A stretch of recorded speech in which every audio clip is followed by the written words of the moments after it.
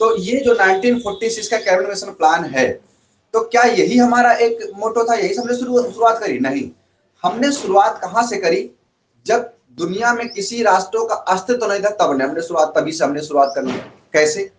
अगर हम बात करें ऋग्वैदिक काल, आप जानते हैं कि हमारे यहाँ जो हमारा भारतीय इतिहास है वो हड़प्पा सभ्यता, उसके बाद ऋग्वैदिक काल आता है, वैदिक काल आता है। तो वैदिक काल में जो हमारी दो संस्थाएं थी, सभा समिति और विदत।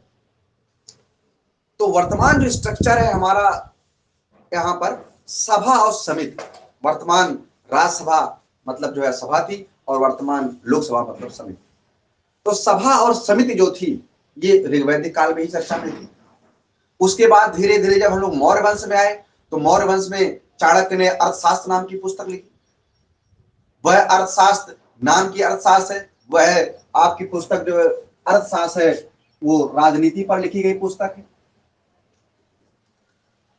तो ये जो अर्थशास्त्र है चाणक्य की, इसने बताया कि कैसे शासन किया जाता है, कैसे हमें राजनीति करनी, कैसे हमें जनता का ध्यान रखना। फिर धीरे धीरे हम लोग मूव की, तो हम लोगों ने जैसे जैसे हमारे यहाँ राजा लोग डेवलप होते गए, अपने अपने संविधान डेवलप करते गए। लेकिन अगर विश्व की बात करें तो 1780 ईस्वी पूर्व में बेबीलोन, आप जानते हैं बेबीलोनिया, यहाँ के एक राजा थे हम्मुराबी, यहाँ के एक राजा थे हम्मुराबी। तो हम्मुराबू ने एक हम्मुराबू संहिता लिखी, जिसमें लगभग 282 आपकी धाराएं। हम्मुराबी संहिता, हम्मुराबी संहिता में 282 धारा हम्मुराबी राजा ने लिखा और वहां से अपने व्यवस्था चलाई। उसी प्रकार मौर्य वंश में चाणक्य को आप देखते हो, चाणक्य चलाया। तो ये धीरे धीरे धीरे धीरे क्या हुआ, हम लोग का प्राचीन और मध्यकालीन इतिहास में चलता रहा। अभी भारत अन्य अन्य टुकड़ों में बटा हुआ था, तो किसी को एक भारत के संविधान की कोई फिक्र नहीं थी। लेकिन जैसे ही 1600 में ब्रिटिश ईस्ट इंडिया कंपनी की स्थापना हो जाती है, और ब्रिटिश ईस्ट इंडिया कंपनी स्थापना करने के बाद वहां के महारानी से पूरब के व्यापार की नीति को लेकर के जब आते हैं भारत में व्यापार करने, तो धीरे धीरे यहाँ की परिस्थितियों को देखते हुए, समझते हुए कि धीरे धीरे कैसे हमें यहाँ पर शासन करना है, कैसे करना है, तो 1757 के प्लासी के युद्ध के बाद और 1764 के बक्सर के युद्ध के बाद, तो ये जो दो युद्ध थे, 1784 का बक्सर और 1757 का प्लासी और 1764 का बक्सर, इस युद्ध के बाद अंग्रेज जान गए कि भारत में शासन करना भी संभव है, और इन लोगों ने 1773 में पहला एक्ट लेकर के आए, जिसको हम लोग रेगुलेटिंग एक्ट कहते हैं। 1773 में 1773 का रेगुलेटिंग एक्ट। उसके बाद फिर ये लोग परिवर्तन करते करते 1781 में सेटलमेंट एक्ट लाए, 84 में पिट्स इंडिया एक्ट लाए, 1793 में चार्टर लाए, 1813 का चार्टर लाए, 33 का चार्टर लाए, 53 का चार्टर लाए। फिर जाकर के 1857 की क्रांति होती है, और 1858 में पहला भारत शासन अधिनियम आता है। फिर आपका 1892 का अधिनियम आता है, उसी प्रकार 1909 का अधिनियम आता है, 1919 का अधिनियम आता है, 1935 का अधिनियम आता है, 1942 का क्रिप्स मिशन आता है, और फिर जाकर के 1946 में कैबिनेट मिशन प्लान आता है, जो हमारी संविधान बनाने का बेस होता है। संविधान सभा को गठित करने का आधार कैबिनेट मिशन प्लान, या संविधान बनाने का जो आधार था वो कैबिनेट मिशन प्लान 1946। तो ये जो हमारा इतिहास है, जो ये हमारा सफर है 1773 से लेकर के 1946 का, इन्हीं सफर को हम लोग एक एक करके तय करेंगे। लेकिन धीरे धीरे ऐसा क्या हुआ कि हमने भारत के, विश्व के एक सबसे बड़े संविधान को बना दिया। आप जानते हैं कि पूरे विश्व में सबसे बड़ा संविधान हमारे भारत का, और सबसे छोटा संविधान अमेरिका का। लेकिन अगर हम लोग चर्चा करें तो क्या संविधान का जो संविधान है क्या सबसे छोटा है? तो आप कहेंगे नहीं।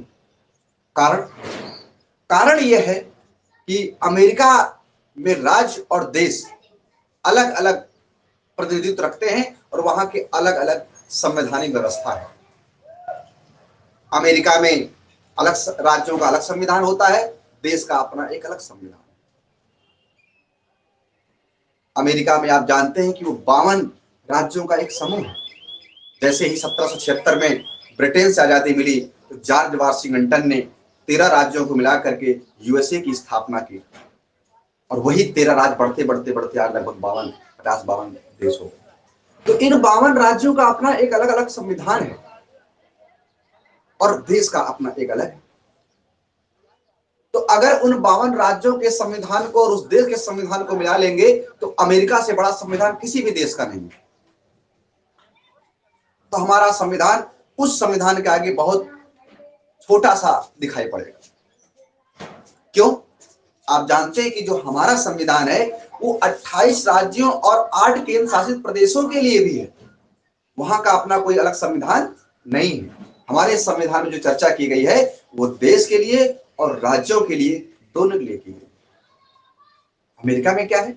अमेरिका में राज्यों का संविधान अलग है और देश का अलग है।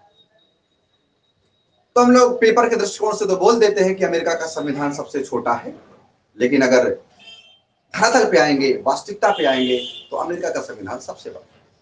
लेकिन अभी पेपर के दृष्टिकोण से हमें क्या टिक करना है कि विश्व में सबसे बड़ा संविधान हमारे देश भारत का है और सबसे छोटा संविधान आपका अमेरिका का।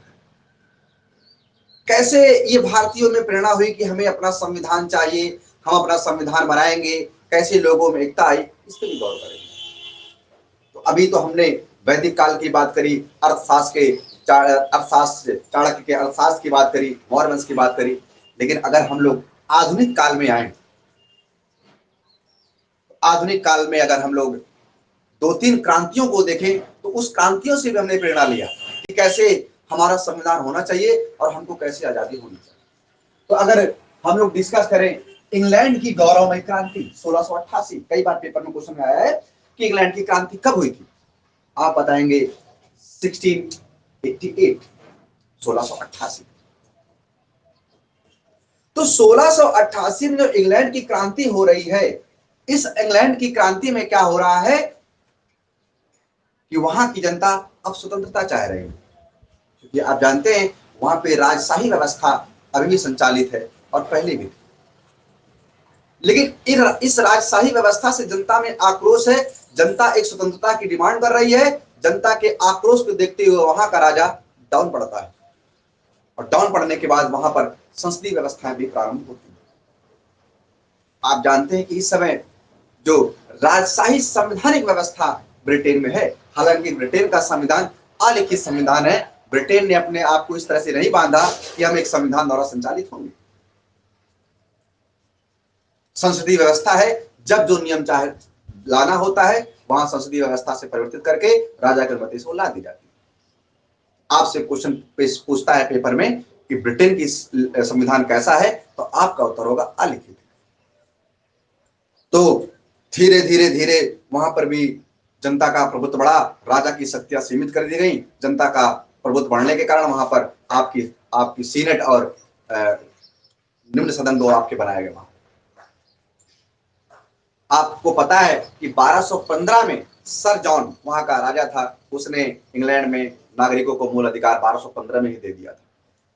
तो आप समझ सकते हैं वहां पे कब से ही धीरे धीरे अधिकारों को और संविधान को लेकर के उन लोगों के बीच में चल रहा था।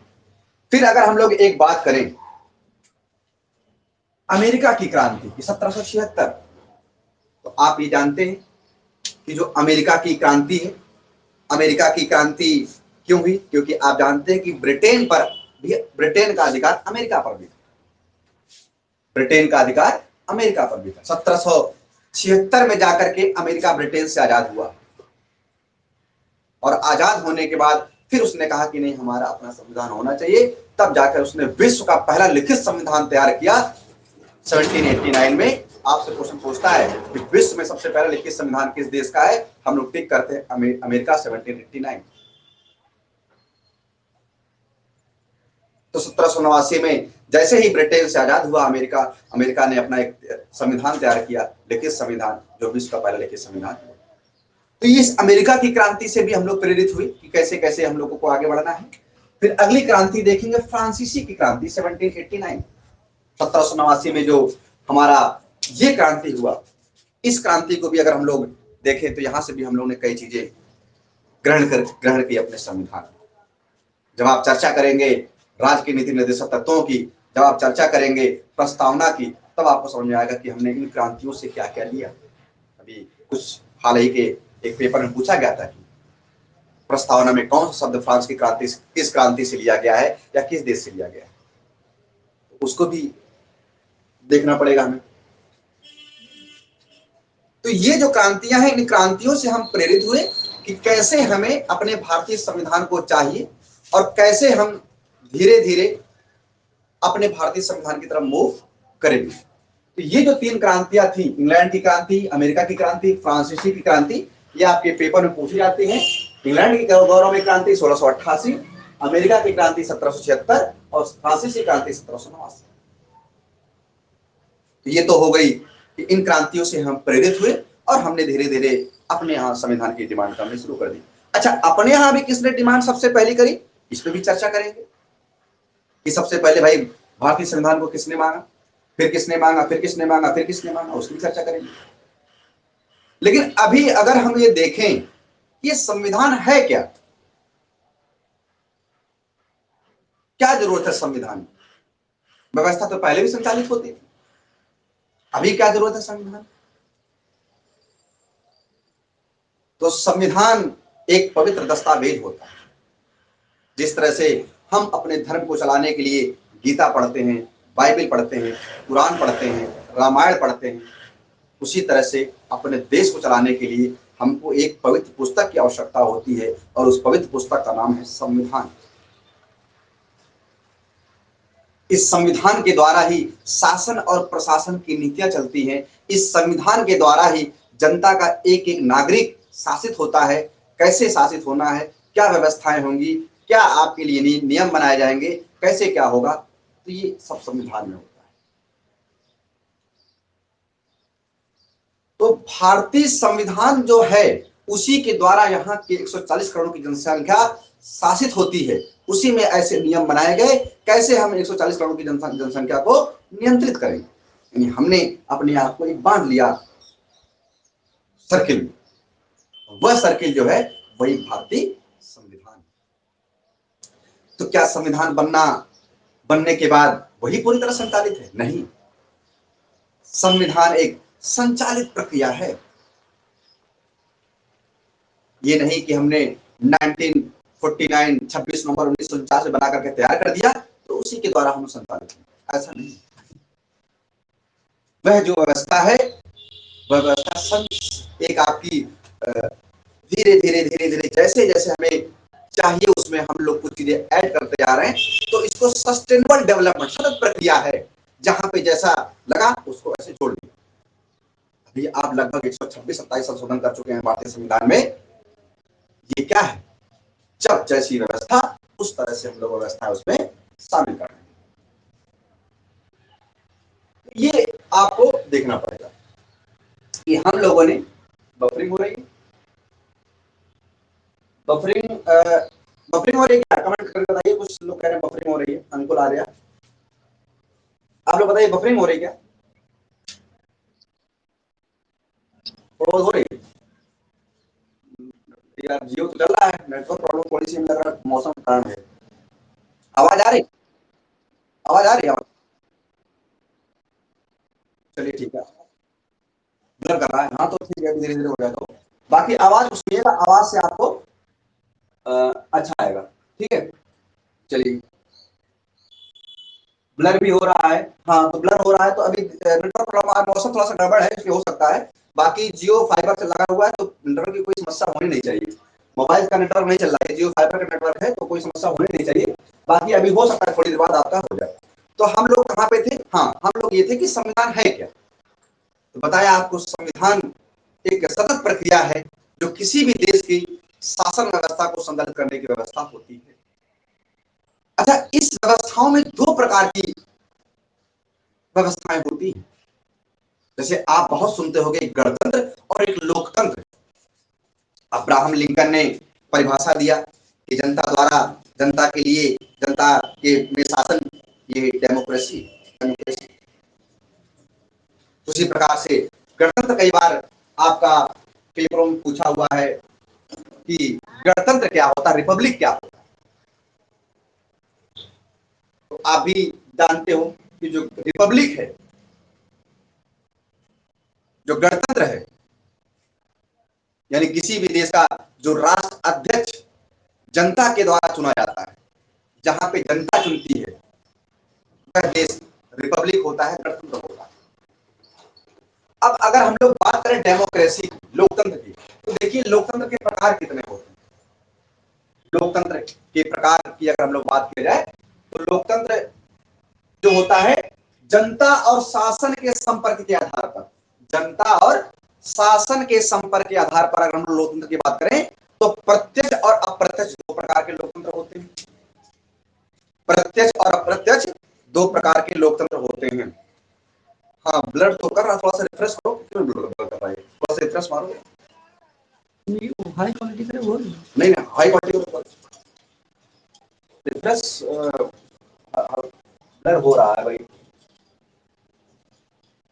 इसीलिए तो यार ये लगवाया कि हमको कुछ दिक्कत ना हो तुम लोगों को पढ़ने में, तो फाइबर तो भी लगवा दिया। लेकिन अभी पता नहीं क्या, थोड़ा सा मौसम की वजह से मुझे लगता है आवाज भी गड़बड़ कर रही है, पंकज कह रहे हैं।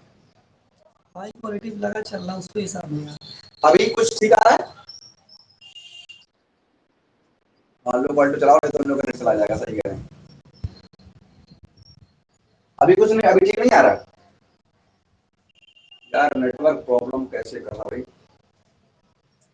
एक तो जियो का है। नेटवर्क चेंज करो जरा, एयरटेल का लगाओ।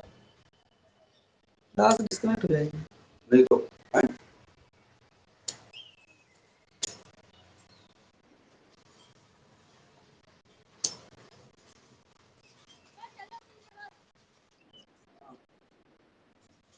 नहीं नहीं, इसको अभी अभी अभी कुछ नहीं साफ दिख रहा है क्या?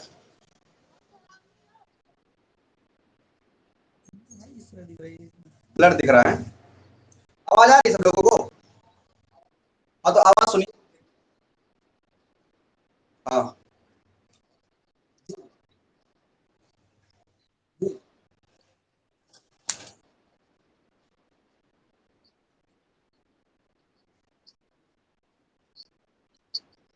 ठीक ठीक सर, हाँ हम बोल देंगे, क्योंकि ब्लर आ रहा है, बिल्कुल ब्लर आ रहा है, मजा नहीं आ रहा।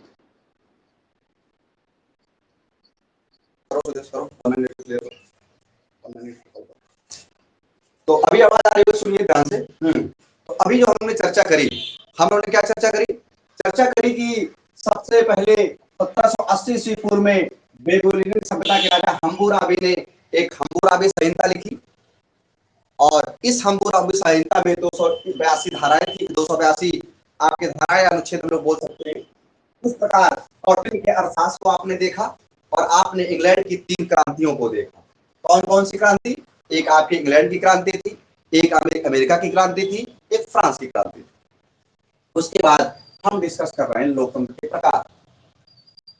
तो अगर लोकतंत्र के प्रकार को हम लोग डिस्कस करें तो लोकतंत्र हमने बताया कि जनता और शासन के संपर्क के आधार पर लोकतंत्र 2 प्रकार का होता है, और वह है प्रत्यक्ष लोकतंत्र और अप्रत्यक्ष लोकतंत्र।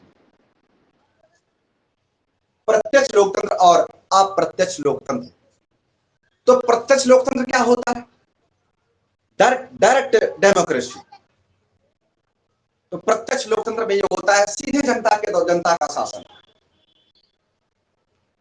तो सीधे जनता का शासन तो तभी संभव है जब वहां की जनसंख्या कम।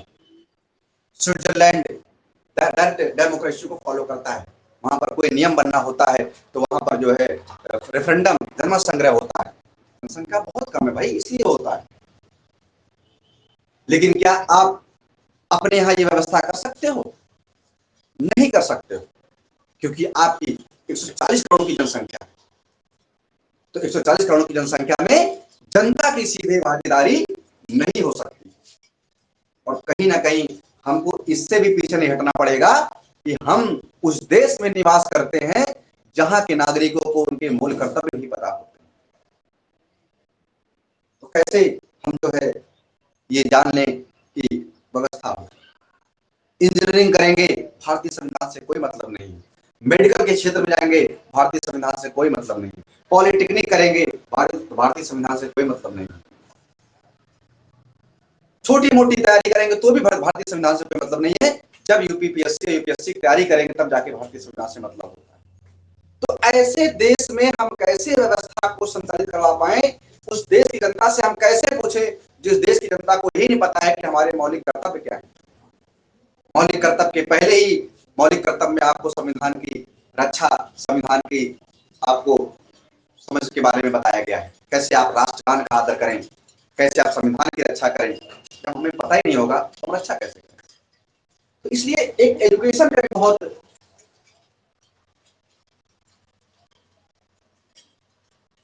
फर्क पड़ता है। अंकुल कह रहे हैं कि बंद करके फिर से चालू करिए, तो ऐसा क्या फिर ये सुधार हो सकता है क्या इसमें? अगर ऐसा हो तो फिर से करिए।